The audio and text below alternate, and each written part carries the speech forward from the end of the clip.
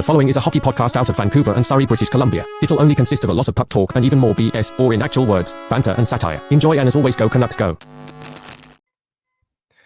Quinn Hughes is about to win the goddamn Norris Trophy, so when that man wants something, you give it to him. More on that next year on Locked On Canucks. You're Locked On Canucks, your daily podcast on the Vancouver Canucks. Part of the Locked On Podcast Network, your team every day. Hey, welcome to another episode of Locked On Canucks. My name is Trevor Beggs, co-host here of Locked On Canucks, and also a part-time credential media member for Daily Hive Vancouver. Before we dive into the show, we got to thank you. Yeah, I'm talking to you. We thank you for tuning into Locked On Canucks. It is your team every day, part of the Locked On Podcast Network. If you haven't done so already, make sure you go subscribe or follow us for free on YouTube or wherever you listen to podcasts. A little late to the show today, but hey, the Canucks got a game. We won't talk about it much because we're so late, and we got other things to talk about, right? Quinn Hughes wants Chris Tanev.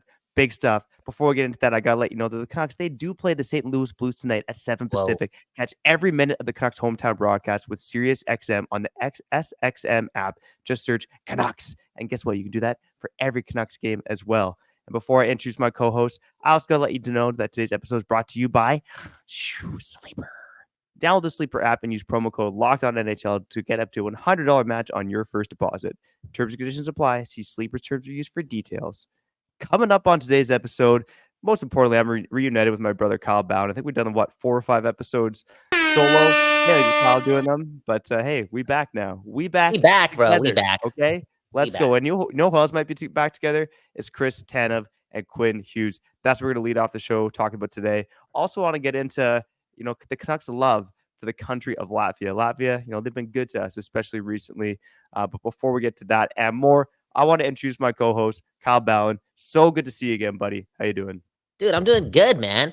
Doing good. Happy to see your face. Hey, shout out to the woman in my life, man. That's just the truth, man. I know Beggs, you can say the same. Hit the like button, subscribe. We trying to take our woman out the Cactus Club every now and then. And again, so much to talk about today. I can't believe Rick Dhaliwal told the people what I heard today, and that's Quinn Hughes going up to management and going to bat for Chris Tanev as a guy they should get this season. Is that what I heard? That's crazy. Quinn Hughes is like Tom Brady. Quinn Hughes is like Connor McDavid. We've said this multiple times about Connor McDavid, right? Whenever he wants something, he sometimes gets it. Now look at the head coach. Look at the head coach. Old friend of Connor McDavid. He wanted Evander Kane. Look what happened. They got Evander Kane, and now they got Corey Perry. Now look at Quinn Hughes trying to do that as well. And I think they should listen. They should listen. Maybe not to the exact player, but to the energy. Because when Quinn Hughes is saying that, like, yo, let's trade assets to get one of the top guys on the trade market this season, it means that he's thinking about the Stanley Cup. Yeah, 100%. And I guess the question I'm curious to talk about today is, should the Canucks acquire Chris Tanev, right? Because, like I said at the top, if Quinn Hughes wants something, you got to listen to the guy, because this guy's on pace not only to win the Norris, but to have one of the best seasons ever. Bro, let me ask you, can I cut you off right here? Defenseman. Why aren't we talking about this more? I know the Canucks are stacked. They got the most all-stars, blah, blah, blah. If Quinn Hughes puts up 110 points and takes the Canucks from where they were last year to where they are this year in the regular season, how are we not talking about Quinn Hughes winning the MVP, not more? Straight up. Just the truth. Anyways, continue. Yeah, I think I touched on it briefly on yesterday's episode, and, shout out to the everydayers. They probably heard that. If you haven't heard it, go check out yesterday's episode where we kind of went through the Hart Trophy rankings, right? All the Locked On hosts gave their votes on who should win the Hart Trophy and really ranking the top 20 guys who are in a running for the Hart Trophy. Quinn Hughes ended up 4th. Elias Pettersson ended up 5th. I actually had Pettersson ahead of Hughes, but man, oh man, if Hughes does hit 20 goals, 100 points, I don't think it really even matters what guys like Pettersson, Demko, and Miller do. Hughes should be the Canucks MVP, just based on that alone, right? I mean, we might feel differently watching the games, but for a casual fan or a hockey writer voting on this award who doesn't, watch the Canucks on a game-to-game basis, you look at the stat line from Quinn Hughes and go, holy heck, this guy, he's doing something that, again, is historic right now. And, the Canucks might be doing something that's historic because they're on pace for, 119 points last time I checked, which would be the best season in franchise history, which is also asinine. That's crazy. That's crazy compared to where this team was 12 months ago. And yeah, I think we all know that they're going to add before the deadline. It's been widely reported. Kyle, I know you talked about it. We've talked about it on this program. But should Chris Tanev be one of the guys they target? And the reason I bring that up is Chris Tanev going to cost you a first-round pick? I mean, I think that the Flames could probably get a first. Maybe you can steal him for a second, but that's probably the price for a guy like Chris Tanev, right? No, it definitely is. And I talked about this multiple times over the last 7 days. I'm kind of comfortable with how the Canucks defensemen look. I know Susie got hurt out for 8 weeks. I know that sucks, but I'm assuming that he'll have plenty of time to warm up prior to the playoffs. And if those are your top 6 defensemen and you have Noah Juulsen waiting, I think you can bank on that based on the fact that they've done pretty well over this stretch of games. And B, I'm still waiting for Kuzmenko. I'm still waiting for that second line or just that secondary elite offensive punch possibly being a tool for the Vancouver Canucks. And if that's something that they want to add to their repertoire prior to the playoffs, I think that they should sacrifice the assets they use to get Tanev and just prioritize that, because I think it's way more important for them to get top 6 talent rather than defensemen right now in preparation for the Stanley Cup. And I think Jim Rutherford said as much, right? When he was interviewed prior to signing this extension. By the way, great job with that episode and everything else he did while I was off slacking. Hey, man. Being a family man. Dude, I'm a Hindu, man. Come on. You know what they say. Hindus are the best hockey podcasters out there, man. They've been saying that for years. They sure have, man. They sure have. That's true. But, Jim Rutherford, prior to that press conference, he even said that the Canucks are targeting a top 6 forward. And he said he's comfortable with the defense the way it is. So now the debate is, again, do the Canucks prioritize what Quinn Hughes wants? Let's be real. Chris Tanev's still a good hockey player. Again, I think there's... Make us better. He'd make us a lot better. Like, that's just the truth. He would make us better. He's better than Myers. He's better than Zadorov. Like, he's making us better. Yeah. He's a top 4 defenseman. He still is a top 4 defenseman in this league. He'd slot in somewhere in the top 4 on the right side, right? And I think he'd just give us some nice depth there. Like, as good as Juulsen's been, you start getting past Juulsen, who's right now your 7th defenseman. It's the Friedmans, it's the Christian Wolanin's, Cole McWards, and it's guys that I played fine. I mean, I've watched a few Abbey Canucks games. I'm not gonna lie, I haven't loved what I've seen from Wolanin and McWard, on at least in terms of their defensive play. Not to say they've been bad, but they haven't been great. And it's like, if injuries hit, are these guys really going to step into your top 6 and provide an impact? So I think that's a pretty strong argument for going after a guy like Chris Tanev. Okay, what if they do this? What if they do this, right? What if they lied to us and they said, you know what? We want Chris Tanev. I know it's going to cost us a lot. We also want some top 6 talent as well in our forward group. There's this offer for Tyler Myers. Let's just take it and use some of these assets to, again, fill the needs that we want. Essentially replacing Myers with Tanev on the D-core to get this all done, because not only would they kind of have to do something like that based on the salary cap, it just kind of makes sense. Like, again, the Canucks are in cap hell. They're right up against the cap. If they're going to go after 2 guys, like if they're going after a top 6 player and also a guy like Chris Tanev, somebody's leaving. The chemistry is being quote unquote tarnished, but somebody's leaving that room that's getting paid a lot of money.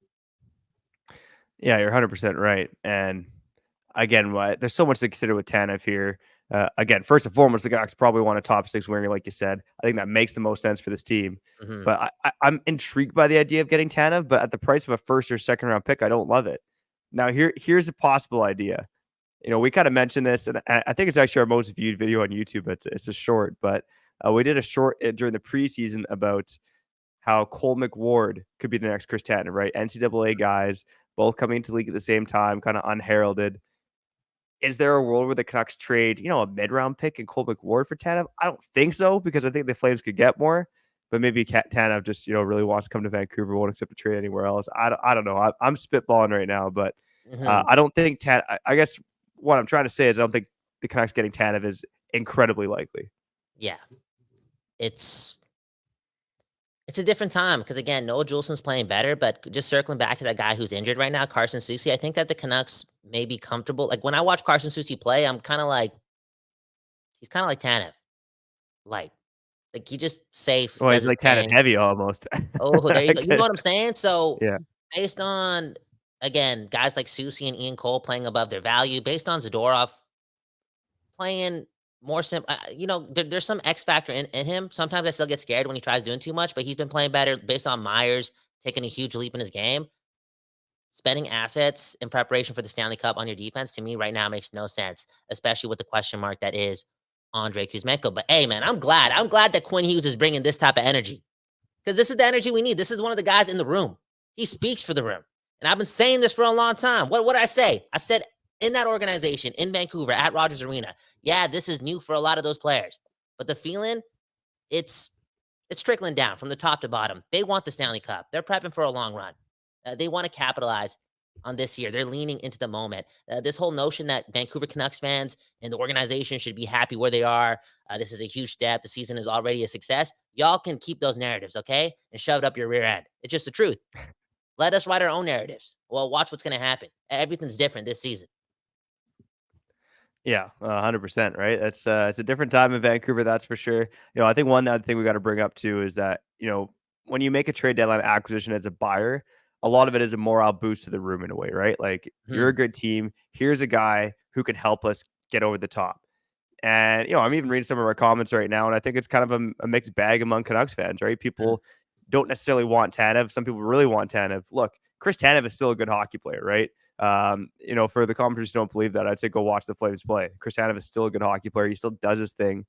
He's been more healthy in Calgary than he ever was in Vancouver, which is crazy to believe at his age. But when you talk about that morale boost to the room, this isn't just a guy coming from another team. This is Chris Tanev, who spent a decade in Vancouver, who was, widely loved and respected by the core members of that dressing room.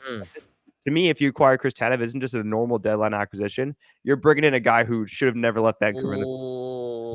Back would be a huge morale boost. Okay. And that makes it easier to sign Pettersson. I see what you're doing there. Okay?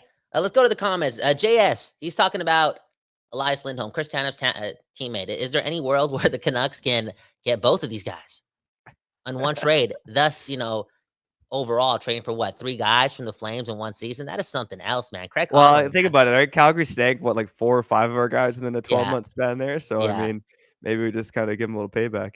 Yeah. How about Duck? He says, I'd rather have a second line center over Chris Tanev. And so would I, to be honest. Yeah. I would rather have a second line center too. That's obviously a more pressing need for this team. It's just the truth, man. So again, we're so blessed. We're so lucky. Again, let everyone else keep those narratives. Say that we've already done it. We've had a successful season. If you're listening to this and you're just watching the Canucks, you don't even have to listen to us. You just need to watch the games. Just watch the games. Look who's leading the charge. The Canucks want the Stanley Cup. Quinn Hughes, more importantly, again, the guy for that room, speaks for the room. He's telling management, yo, we need help. Isn't that crazy? This team's in first place and this guy's asking for help. Yeah, savage, man. I love it. Or maybe the report's full of hot air, but let's believe it's true. Rick Dhaliwal, again, pretty respected guy here. Who else is a pretty well-respected guy is Teddy Blueger, man, the pride of Latvia. And you know what? We've talked about it before, how a Latvian legend named Artur Silovs has blessed the Canucks. Guess what? Artur Silovs has nothing. He's got nothing on Teddy Blueger. Let's talk about why Teddy Blueger has, been the pride of Latvia for your Vancouver Canucks. Do a bit of a deep dive on him on the other side, and maybe talk about, our favorite death players as well. But before I do that, I got to shout out Indeed. If you need to hire, you need Indeed. Indeed is your matching and hiring platform with over 350 million global monthly visitors, according to Indeed data, and a matching engine that helps you find quality candidates fast. Ditch the busy work. Use Indeed for scheduling, screening, and messaging so you can connect with candidates faster. And Indeed doesn't just help you hire faster. 93% of employers agree Indeed delivers the highest quality matches compared to other job sites, according to a recent Indeed survey. And one of the things I love about Indeed is they're fast, just like I'm fast in the bedroom, baby. Me and Indeed, we got a lot in common, so I can relate to them, okay? And Indeed, they do it all, leveraging over 140 million qualifications and preferences every day. Indeed's matching engine is constantly learning from your preferences, so the more you use Indeed, the better it gets. Use it more. Join more than 3.5 million businesses worldwide that use Indeed to hire great talent fast. You get it? They're fast. And listeners of the show, guess what? You will get a $75 sponsored job credit to get your jobs more visibility at Indeed.com/lockedon. Just go to Indeed.com/lockedon right now and support our show by saying you heard about Indeed on this very podcast. Indeed.com/lockedon. Terms and conditions apply. Need to hire? You need Indeed.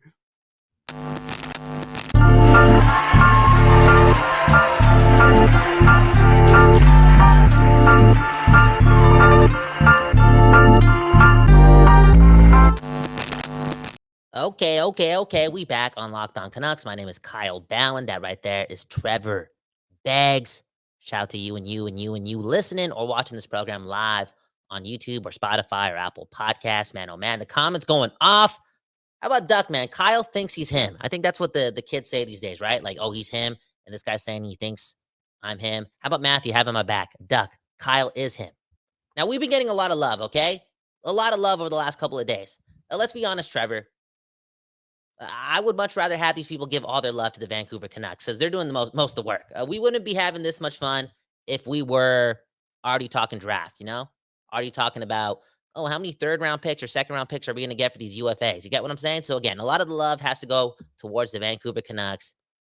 Man, we are blessed to be talking all things good, assuming the best, bringing the Stanley Cup home with the Vancouver Canucks, and more than blessed to even have Teddy Blueger be a part of this operation, man. His professionalism, his effort, his cerebralness, so important to the Vancouver Canucks.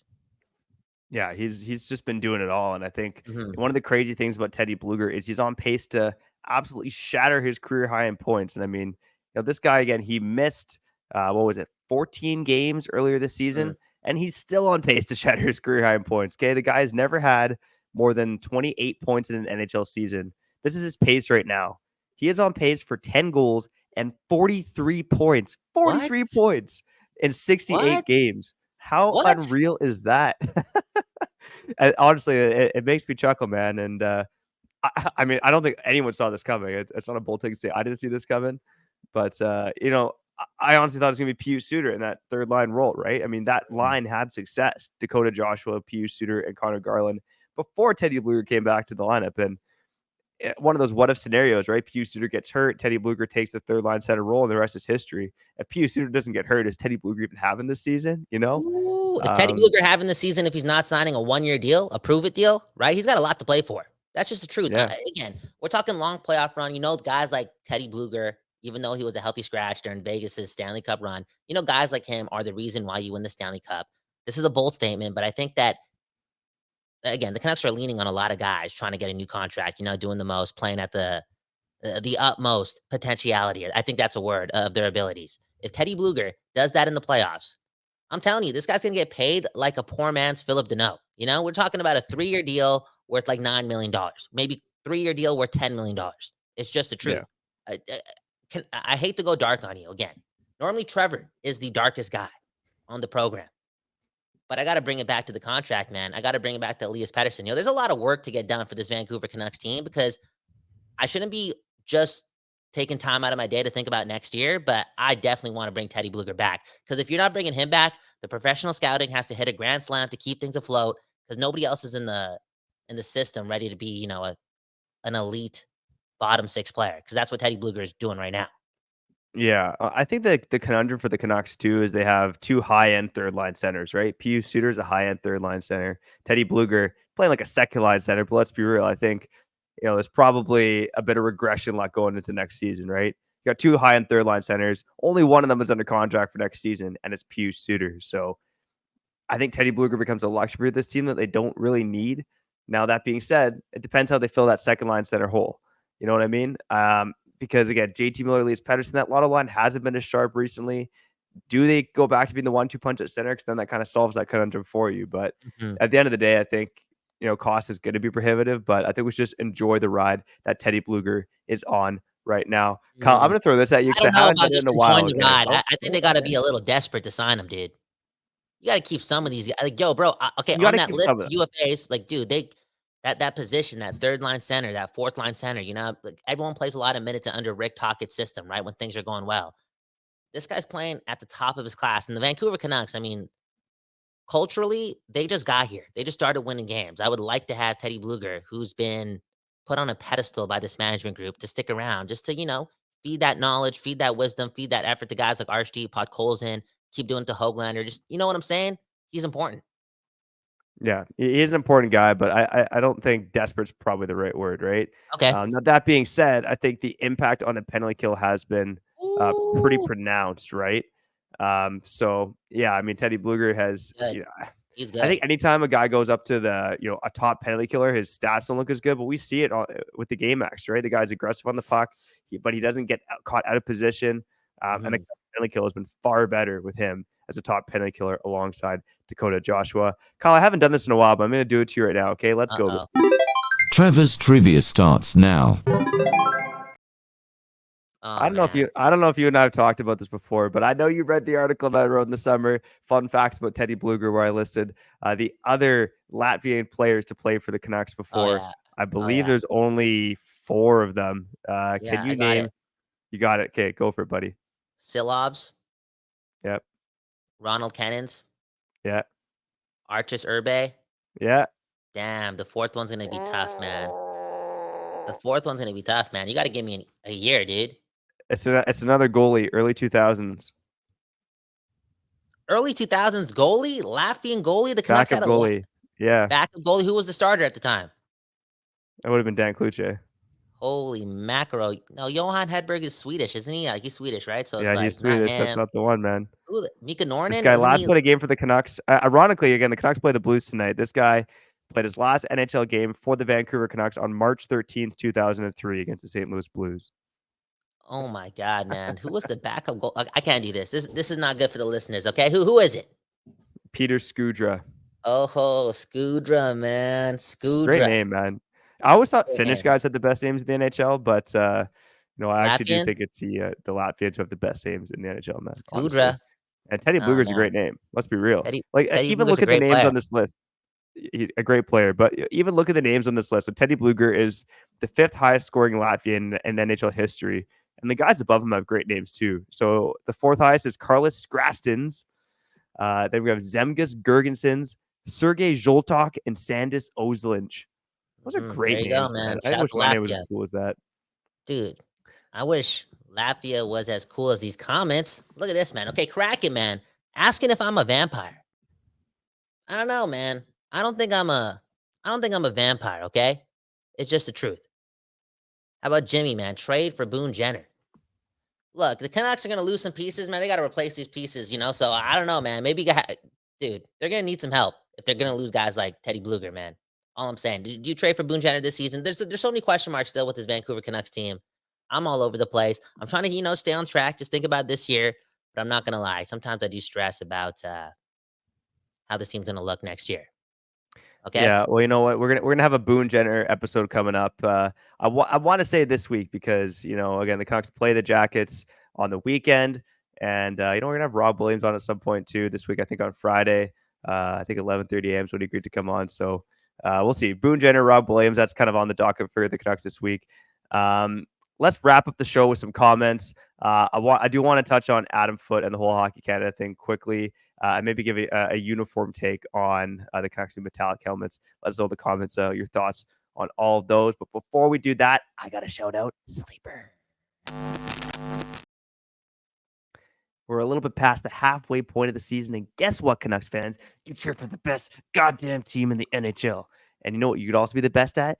Playing daily fantasy hockey on Sleeper, the official daily fantasy app of the Locked On NHL Network. Sleeper is my number one choice for daily fantasy sports and especially daily fantasy hockey. Because with Sleeper, you could win 100 times your cash in daily fantasy hockey contests.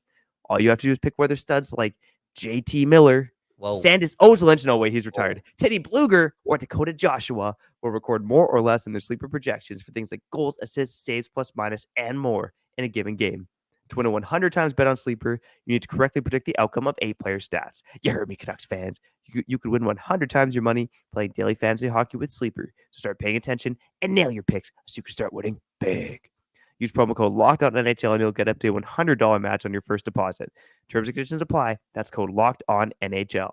See Sleeper's terms of use for details and locational availability.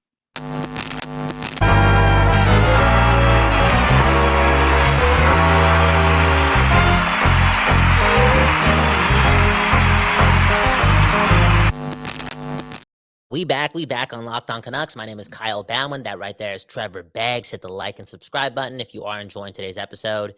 If you aren't, it's all good, man. It's all good. There's a lot of other shows, man. It's all good. At the end of the day, we're all Canucks. We're here for the hockey team, and they're doing the most for us. And one day, we'll all be hugging nonetheless, you know? Haters, lovers, we'll come together when the Vancouver Canucks win that Stanley Cup. The comments, man, going off, right? We had one talking about the Chris Tanev thing, okay? I think we had, his name's Lefty. I think he asked if, who was the person? Who says Quinn Hughes wants Tanev? Where is the reliable source? Dude, I heard it on Donnie and Dally, okay? Dhaliwal said it. I didn't say it. He said it. And then Lefty asks a good question, okay? He's playing a lot with Ronick, Quinn Hughes, that is. Why would he want Tanev back? You know why? Because Quinn Hughes, he wants the cup. He's a smart guy. Maybe he's thinking about playing with him, or maybe he's thinking about Ian Cole playing with him. You know what I'm saying? Yeah.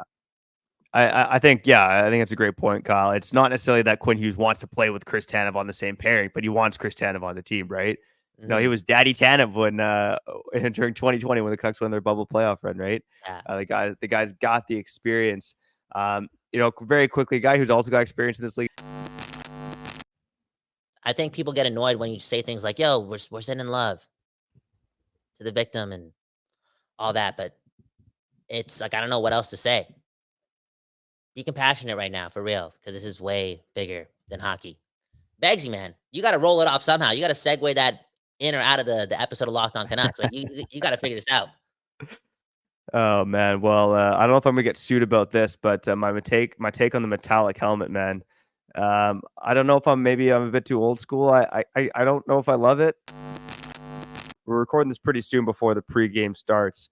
So we won't go into a deep dive, although I do think the Canucks are going to win tonight. Come on. Second night of back-to-backs against the Blues team that they spanked 5-0 the last time they're at Rogers Arena. But they lost to their last contest. I'd be picking the Canucks to win. I pick them on the money line too. Shout out to all the degenerate gamblers out there.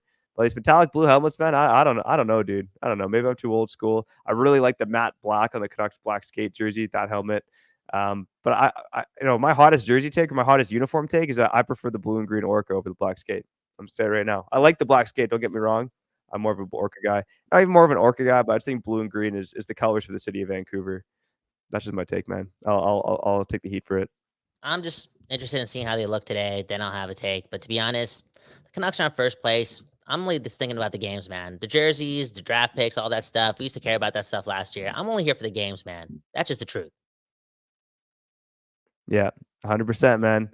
All right, well, let's get out of here, okay? Half an hour mark. Wow, the ops are going to be so happy with us today, man. We almost kept it to a half an hour. Go Canucks, go. Go Teddy Blueger, go. And again, for the Tanev haters, Jay Fresh just posted his player card. Tanev is in the 99th percentile in terms of even strength defense. The guy's still a freaking legend out there, man. Come on, Chris Tanev. I'd love to have him, although I wouldn't say he's the top priority for your Vancouver Canucks. Hopefully you continue to make Locked On Canucks a top priority for your podcast listening pleasure. And baby, you got to listen to us because, again, we're riding the wagon, riding the wave that is these Vancouver Canucks. Talked about it already, but I do want to do a deep dive on Boone Jenner. Got Rob Williams coming on the show on Friday.